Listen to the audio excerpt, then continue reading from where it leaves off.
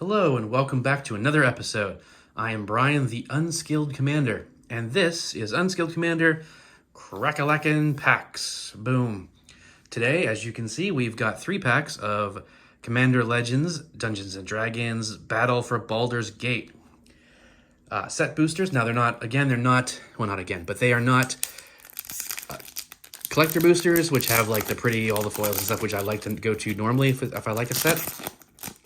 But set boosters are, of course, better than draft boosters because draft is designed for drafting. So these at least have better chances of all the cards and rares. So we've got a cool little art card, which is nice. Planes, blah, whatever. Saknos Dragonheart. I have to admit, I'm not really thrilled with these, whatever they're called. I don't know. I can't remember. Everything's always something different. Every set has their special version is always something. I'm just not crazy about this. I know it's supposed to be like pages from D&D books, so I get it. I like role-playing tabletop games. I'm not huge into D&D, so it doesn't really have much meaning for me. And I just like, the art's like, okay, I'd rather have like nice colorful art and normal backgrounds, but whatever. So we've got the Dragonheart dude. We've got Vinconia Drow Apostate. Hoarding Ogre. You've been caught stealing, you son of a bee. I'm gonna kick your... He's tiny, doesn't he? He looks like he's standing on a desk. Okay, whatever. Thieves' Tools. Okay, the different version of Burnished Heart, which actually, Burnished Heart's a pretty decent card for the... it's decent. It's a good... You get 2 basic land cards on the battlefield, and if you played it, you have the 3 mana necessary to sack it, so that's actually pretty decent. It's a good little bit of mana ramp in there. Cast down. Drillworks Mole. Commander Liara Portier, I don't know. The Far Traveler. Tavern Brawler. We got some backgrounds going there, back to back.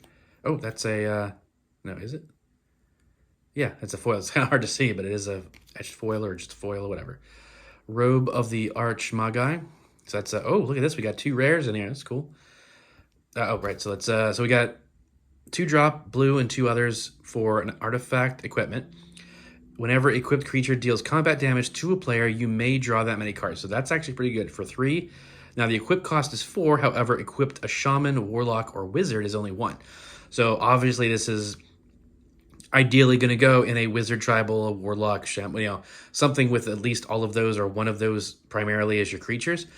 So you can just equip it extremely cheaply. 4 to equip something is, kind of high when you're trying to move quickly, but that's still a really good equipment because, especially even if you toss it on something small like a unblockable 1/1 or 2/1, you're talking guaranteed card draw.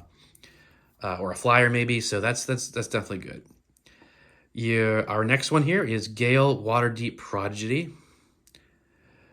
Another 3-drop, blue and 2 for a 1/3. Okay. Let's see what it is. See what he does. Whenever you cast an instant or sorcery spell from your hand, you may cast up to 1 target card of the other type from your graveyard. If a spell cast from your graveyard this way will be put into your graveyard, exile it instead, and you can choose a background. So if this is your commander, you can choose a background of any color to pair with it, so it kind of unlocks more colors. So you could have like a green background, so therefore your deck could now be blue-green, which is cool. So backgrounds are an interesting mechanic. I like them. They're kind of cool. But obviously most backgrounds only affect the commander, so they're good, but, again, if like, I don't know. It depends on what they do, really. So for this guy, though, I like the idea. So whatever you cast, you can cast the opposite of it from your graveyard. So if you cast an instant from your hand, you can also cast a sorcery from your graveyard. Now, there's no mana restriction, so as long as you have the mana for it, you could cast anything from your graveyard. So that could be like, oh, I'm casting a 1-drop instant and a 6-drop sorcery from your graveyard that, maybe you played like a really good board wipe and now you got to play it again or something. So that's interesting, especially if you do choose a background and open up another color like green so that you got the ramp so that you can afford to play big cost spells from your graveyard, or any other really color, maybe red, so you got even more instants and sorceries. I don't, that's potential. That's interesting. Our foil is Clockwork Fox. Neat artifact, 3/2 for 3. Blah blah. When it leaves the battlefield, you draw 2 cards, and each opponent draws a card. I'm sorry, I don't like anything that helps your opponents. I just don't. I know there's a place and time for it. And it's all group huggy. And card draw especially, but like card draw, blowing up their creature, but they get a 4/4 beast. It's like, well, unless you're blowing up a huge creature, that's not really making too much of a difference. Now, obviously, that is in fact what you want to do, but I just giving them treasures, giving them creatures, letting them draw a card, letting them search for a land. I don't entirely like that because it just helps them beat me faster, honestly. With the exception of like Swords to Plowshares and Path to Exile, just because they are just too good as 1-cost white drops, to do any kind of controlling and stuff. So yes, those I will put in anyway. All right, pack 2. Crap, we gotta get going here. So decent card art, I like that. Another Plains, blah. Servalk Deathbringer. Nemesis Phoenix, cool name. Young Blue Dragon. Runaway Together. That's a different art for that card because I know the other art. Young Red Dragon. Interesting that both Youngs are in the pack. That's kind of cool. Breath Weapon. Baulders Gate.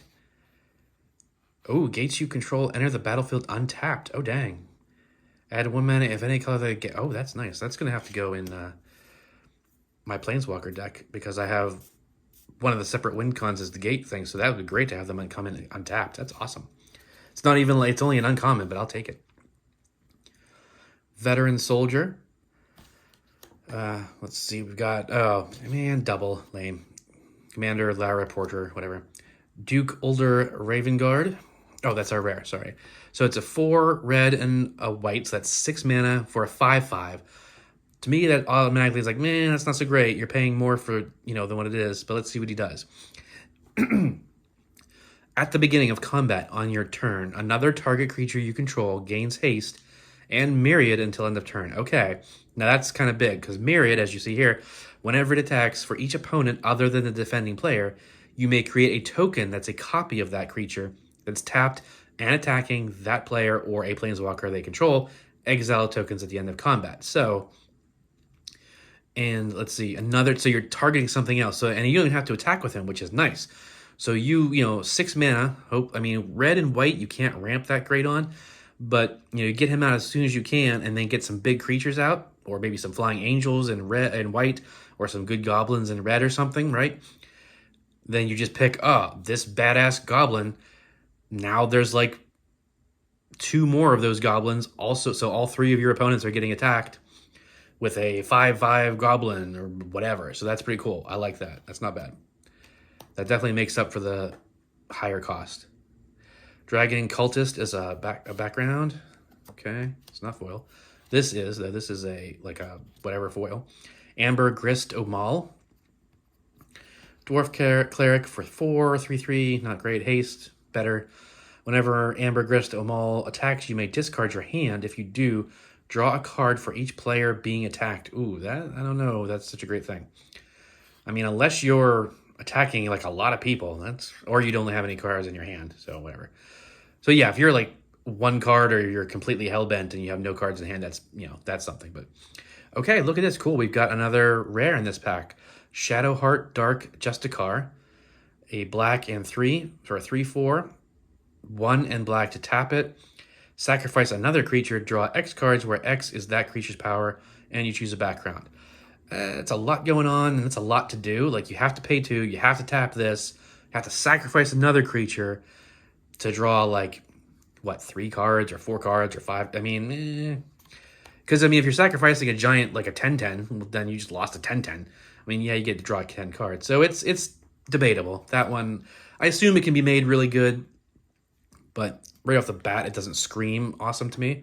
We've got another nice foil here, Bonecaller Cleric. I'm not going to read all of them because we're already going a little bit long on this one. And then Night and Day from the older set. That's cool. All right, let's crack this last one.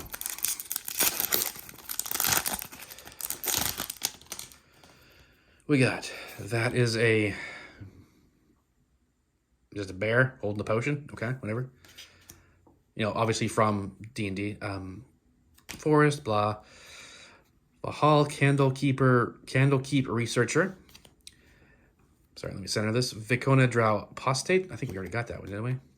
Goliath Paladin. Colossal Badger. Jesus, that badger is ticked off. Winter Eladrin. Meteor Golem. Fireball. Thunderwave. That's kind of cool. Cloud Kill. All right. Jahara, Friend of the Forest, is our rare. Green and 2 others for a 2/3. Decent. Tokens you control have tap, add green, and you can choose a background. I actually have this card already, but that's a decent one. You know, we can, you know, especially if you have a token generating deck, like maybe elves or something, because she is a human elf druid, so you make a bunch of elf tokens, they all tap for green. You can drop out like a giant green creature, an Eldrazi or something. Candlekeep Sage. Okay, whatever. There's Duke Alderaan Ravenguard again, but he's all foily, so that's kind of neat. Like if that was me, I would like, well, it is me. What am I saying? I would like swap him. Like if I was going to make this deck or have him in a deck, I would use this version instead of the other version, obviously. Vexing Puzzle Box. Sweet, another rare. That's pretty cool. This is a mythic, actually. For 3, it's an artifact. Whenever you roll 1 or more dice, put a number of charge counters on Vexing Puzzle Box equal to the result. You can tap it to add 1 mana of any color and roll a d20. And then you can tap it to remove 100 charge counters from Vexing Puzzle Box. Search your library for an artifact card, put that card onto the battlefield, then shuffle. See, I have this in like a way better, like full art. It's really pretty, but I don't know that I like it. Like, I mean, if you have a really D20 heavy deck, there's a lot, and I wouldn't say there's a lot, but there's a decent amount of cards that make you roll D20s from this set and the prior Dungeons and Dragons set, right? So, is this the prior set? No, the other one, you know, I don't even know. Whatever. But there's 2 Dungeons and Dragons sets, so there's enough roll a D20 cards. But, like, you do all that work and you remove 100 charge counters from this thing and you just go get an artifact. Like, I know there's got to be game-winning artifacts, and I get it, but it's like, you know, I mean, you're not going to be rolling 20s every time you roll a D20. You're going to hit, like, 2s and 3s. So, to get to the 100, even if every card in your deck that isn't a land has a roll a D20 ability on it somewhere, I just don't know if it's really worth it. Like, tell me in the comments, what do you think? Like, maybe you know a bunch of cards that are artifacts that are like perfect for like this goes and gets them and you win the game like instantaneously. Let me know. I'm curious. We've got a nice another foil. Your temple is under attack. I'm not gonna bother reading it, and a token. All right, so there we go, guys. 3 packs of Battle for Baldur's Gate. I like the Gond Gate because I do in fact like the whole Gate win con in 1 or 2 of my decks, so that's definitely a keeper for me. What do you think? Did we get some good cards? Some sleepers in there that I don't know about that I should be aware of? I hope you guys enjoyed watching, and I hope you guys check out my other videos and you come on back for some more crack-a-lackin' packs. I'll see you next time.